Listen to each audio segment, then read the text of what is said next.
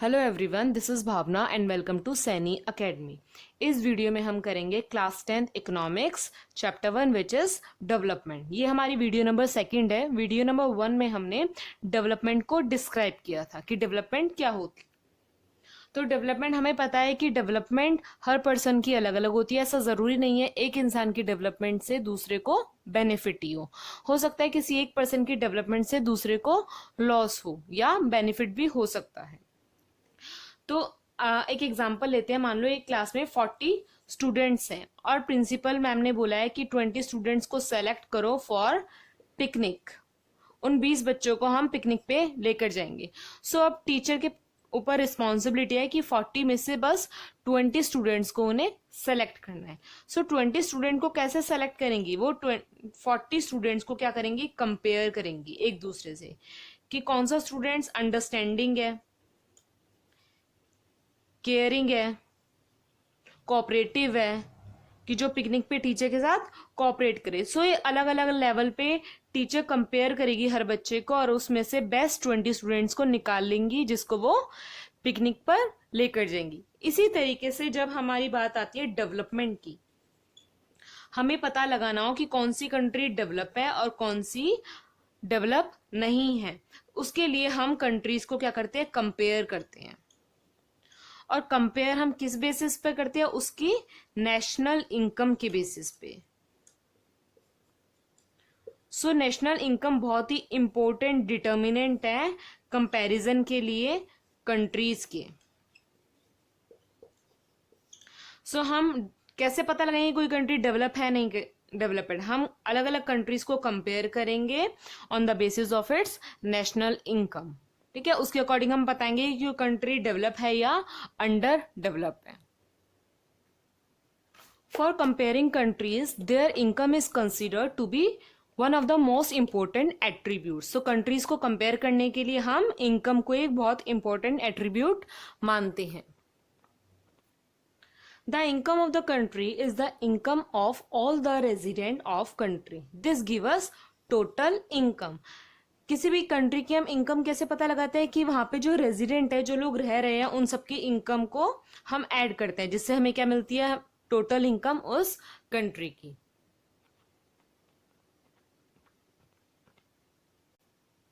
We compare average income. तो कभी भी दो कंट्रीज को अगर हमें कंपेयर करना हो तो हम उसके लिए एवरेज इनकम निकालते हैं। तो एवरेज इनकम कैसे निकलती है? Total income of the country, country की जो भी हमारी टोटल इनकम है, जो हमने थर्ड पॉइंट में डिस्कस किया था, सभी रेजिडेंट की इनकम को हम ऐड करते हैं तो हमें टोटल इनकम मिलती है। तो पूरी कंट्री की टोटल इनकम को उसकी पॉपुलेशन से हम क्या कर देते हैं? डिवाइड करते हैं, जिससे हमें एवरेज इनकम मिलती है। और हम एवरेज इनकम को पर कैपिटा इनकम भी बोलते हैं। तो किसी कंट्री की अगर पर कैपिटा इनकम ज्यादा होगी, या एवरेज इनकम बोल लो, अगर पर कैपिटा इनकम ज्यादा होगी तो वो कंट्री डेवलप्ड कंट्री मानी जाएगी। और अगर किसी कंट्री की पर कैपिटा इनकम कम होगी, ये तो हाई पर कैपिटा इनकम होगी तो डेवलप होगी, और पर कैपिटा इनकम अगर लो होगी तो वो कंट्री अनडेवलप मानी जाएगी।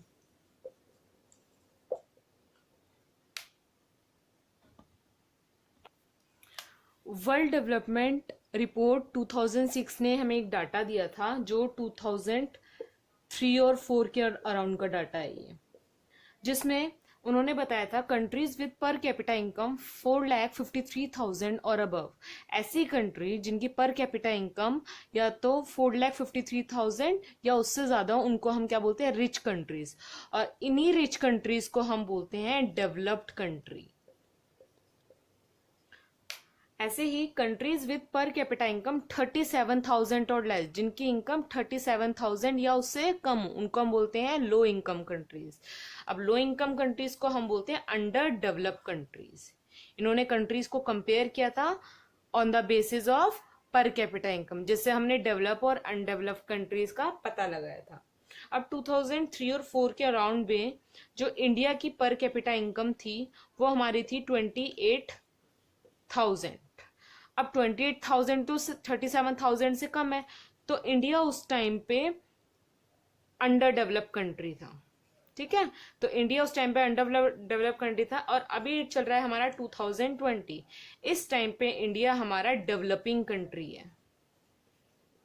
ठीक है, तो इंडिया अब अनडेवलप कंट्री नहीं है, वो डेवलपिंग कंट्री है, वो डेवलप होने लगा है और हो रहा है। ये फास्ट ग्रोइंग डेवलपिंग कंट्री है इंडिया एट 2020। तो अब हम कंपैरिजन करते हैं दो कंट्रीज का, जिसमें हमारे पास दो कंट्री है, एक है कंट्री ए और एक है हमारे पास कंट्री बी।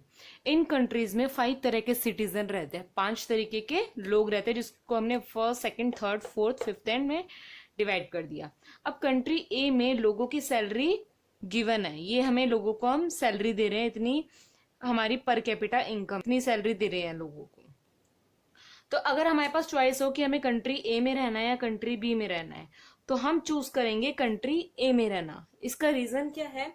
क्योंकि कंट्री ए में ना तो लोगों की सैलरी एकदम कम है, हमारी सबसे कम सैलरी है 9,500 और सबसे ज्यादा सैलरी है हमारी 9,000 10,500। अब इन दोनों सैलरीज में बस 1,000 का डिफरेंस है। ठीक है, तो ना तो इस कंट्री ए में ज्यादा कम सैलरी है किसी की और ना बहुत ज्यादा है, तो हर कोई कंट्री ए में रहना चाहेगा। वहीं अगर हम कंट्री बी की तरफ देखते हैं तो कंट्री बी में सबसे कम सैलरी है हमारी 500 और सबसे ज्यादा सैलरी हमारी 4800। सो कंट्री बी को अगर हम डिफरेंस करें तो कंट्री बी का डिफरेंस आ रहा है 47,500। तो कंट्री बी में या तो सैलरी बहुत कम है, या तो बहुत गरीब लोग रहते हैं, या बहुत अमीर लोग रहते हैं। तो कंट्री बी में ज्यादा गरीब लोग रहते हैं, तो इसलिए हम कंट्री ए में रहना प्रेफर करेंगे। तो अब हम देखते हैं कि क्या दो कंट्री को कंपेयर करने के लिए हमें इनकम ही देखनी होती है। तो हमने अभी तक पढ़ा है कि इनकम एक मेन फैक्टर है, लेकिन बस इनकम ना देखते कर हम और भी फैक्टर्स देखते हैं जो हमारे होते हैं मोर्टेलिटी रेट, लिटरेसी रेट और हमारा नेट अटेंडेंस रेशियो। तो अब हम वो डिस्कस करेंगे। तो इनकम के अलावा हमारा फर्स्ट फैक्टर है इन्फेंट मोर्टेलिटी रेट, जिसमें है the number of children that die before the age of 1 year as proportion of 1000 life children born in that particular year. ऐसे बच्चे जो 1 साल के होने से पहले ही मर जाते हैं, उनके प्रपोर्शन में जो 1000 बच्चे पैदा हुए हैं एक पर्टिकुलर ईयर में। नेक्स्ट फैक्टर, ऐसे लोग जो 7 से ज्यादा उम्र के हो और जो पढ़े लिखे हों, लिटरेट हो। Net attendance ratio, total number of children of age group 6 to 10 attending school as a percentage of total number of children in the same age group. ऐसे बच्चे जो 6 से 10 साल के हो और जो स्कूल में जा रहे हो, उनकी परसेंटेज में जो टोटल नंबर ऑफ चिल्ड्रन है उसी एज ग्रुप की। तो इनकम के अलावा हम इन फैक्टर्स को भी देखते हैं और फिर बताते हैं कि वो कंट्री या वो स्टेट डेवलप्ड है या अंडर डेवलप्ड है।